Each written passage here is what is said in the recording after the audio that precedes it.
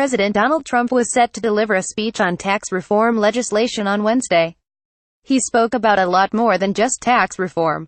Trump veered off script and discussed ISIS, trade, Democrats, fake news, and his electoral victory in Tennessee, among many other things.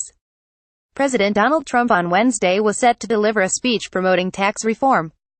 Instead, he gave a freewheeling presentation akin to one of his campaign rallies from 2016 that touched on everything from his tax legislation to ISIS, trade, Democrats, fake news, and his electoral victory in Tennessee.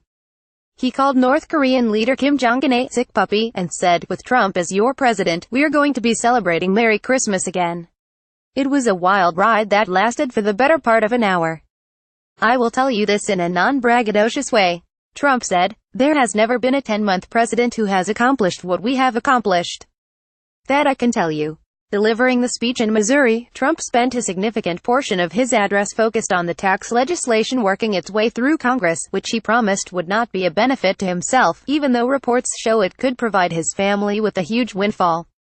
Trump chastised Democratic Sen. Claire McCaskill of Missouri, who was booed when Trump mentioned her name, for not supporting the tax package. Trump said the senator was weak on crime, immigration, and borders, but joked, "Other than that, I think she's doing a fantastic job." Echoing his recent ramping up of his war on the media, Trump called on attendees to "look at all the fake news back there," pointing to the assembled press covering the event at the rear end of the venue. In an extended rant focused on his administration's successes in the fight against the Islamic State terrorist group, Trump said, "We are doing numbers like ISIS has never seen before," and noted, "Terrorists there.